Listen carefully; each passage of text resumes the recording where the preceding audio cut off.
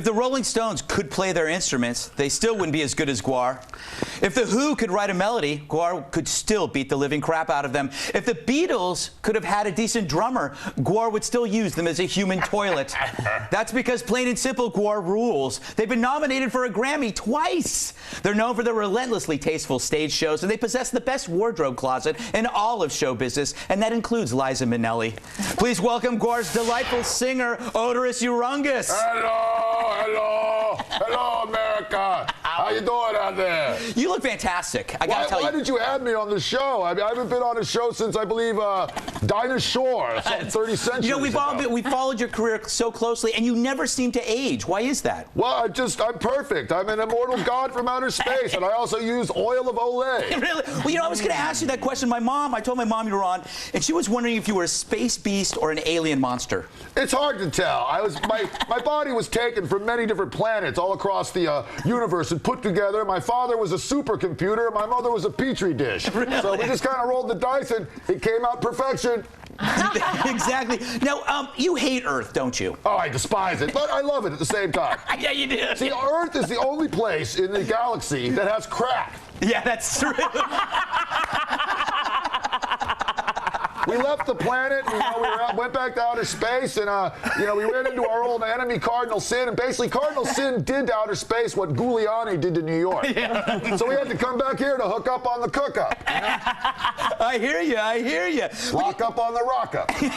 You've undergone some interesting musical changes over the years, but now you've come back to embrace heavy metal. Okay, you actually know what you're talking about. This is awesome. I do. Most commentators or hosts just kind of stare at me and just jaw falls off. But no, yeah, we've been all over the place. We started out kind of in a punk rock thing. We did our first record here in New York at Shimmy Disc with the notorious Kramer. Then we did a bunch of metal stuff. Then I think for a while we thought that we were like Frank Zappa or the Beatles, and we wrote a bunch of crap. Yeah. Now these records are great, but we kind of got away from our metal thing.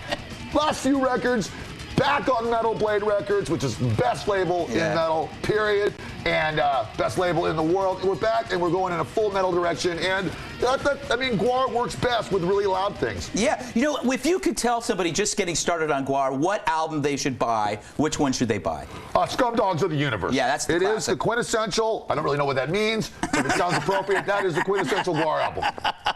Now, does Oderus have parents, and are they proud of what you do? Well, they're ashamed completely. I don't know my father. My mother, I can't, you told me not to mention that fact before the show. Yeah, pretty much can't answer that question. Do you have any kids?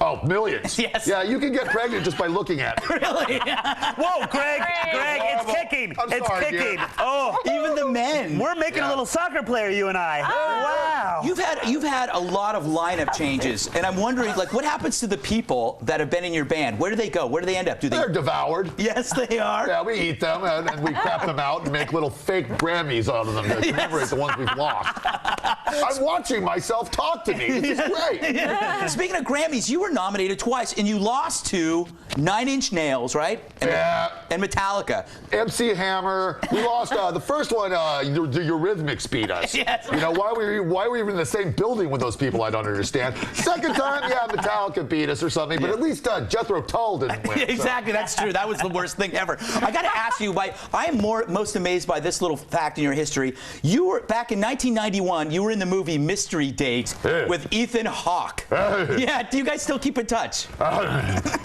Absolutely not. John Cusack actually is a big GWAR fan. Yeah. He borrowed one of our dead dogs for a theatrical production of Fear and Loathing in Las Vegas. Really? He refused to give it back. So I left him. I actually showed up on his doorstep one night, got the dog back, and made bitter love to him all night long. Amazing. Hey, Johnny, what's going on out there? Oh, the image is beautiful. What is the meaning of the word GWAR? Well, GWAR is really a word that suggests its own meaning. Everyone's thought it was an acronym. Which is wrong. Well, actually, I can't say any of the words from this one. Gay, weird. Was another one. God, what a racket. That seems to be, but no, it just simply means GWAR. Yeah, and, it's short for that. It's kind of like a power laxative word. It's like when you're having trouble getting that cable out, Just yell GWAR, baby, GWAR. Now, why is Antarctica such a reoccurring theme in your music? Because that's where we come from. I mean, when GWAR was banished to planet Earth, we had sex with the apes, created the human race. That was the worst screw-up we'd ever made. So the master of all reality, called the Master, froze us in Antarctica. That's where we rewoke 25 years ago because they've been using too much hairspray. Ah, I'm glad I asked. Yeah. Well, we got to go. We're so glad that you could stop by. Is that it? Yeah, that's it. Wait a minute. Okay, fine. But Hey, you're more than welcome to come back. Your new CD, Lust in Space. Oh, yeah, let me plug some stuff. Yeah. The new CD, Lost in Space, on Metal Blade Records, out August 18th. Gigantic 25th anniversary, 2-year-long celebration of all things that are GWAR. Give it up, the human race. It is time. We are taking over. Fantastic. Hey, and by the way, if you have a comment on what you're seeing, you can email us, redeye@foxnews.com. Why don't leave a comment? Want to leave a voicemail? 212-462-5050. And coming up, the halftime report from TV's Andy Levy. Tonight's halftime report is sponsored by the Dead Sea. As one of the world's saltiest bodies of water, the Dead Sea makes buoyancy relatively easy for even the least accomplished swimmers. Thanks, Dead Sea.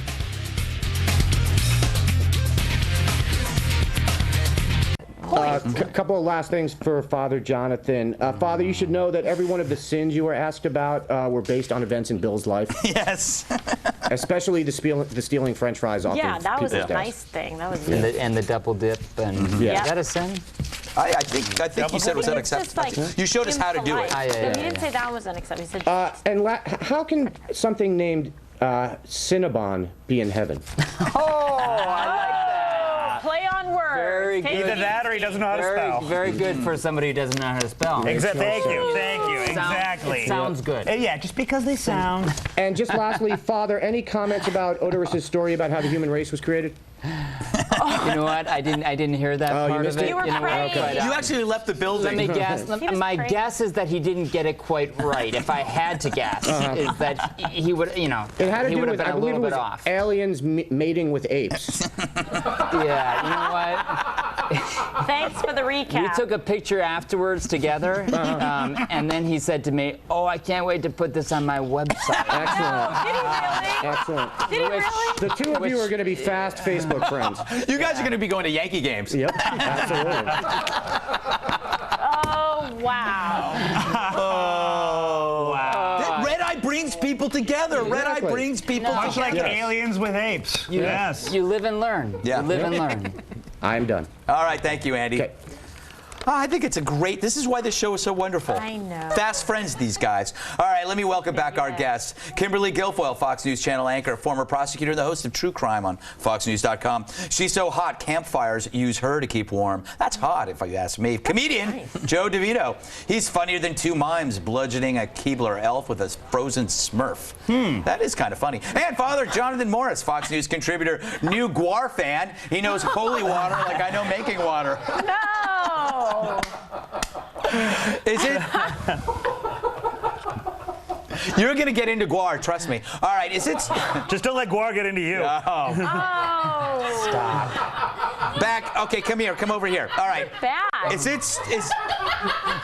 Shut up. Everybody shut up. Let me try to read this thing, okay? And then we'll start laughing. All right. Is it strike 5 for Twitter? Hey, Father Jonathan, my name is Andrew, which of course is the name of one of Jesus' apostles, one of the first ones along with his brother Simon, I believe. Does that mean I automatically go to heaven?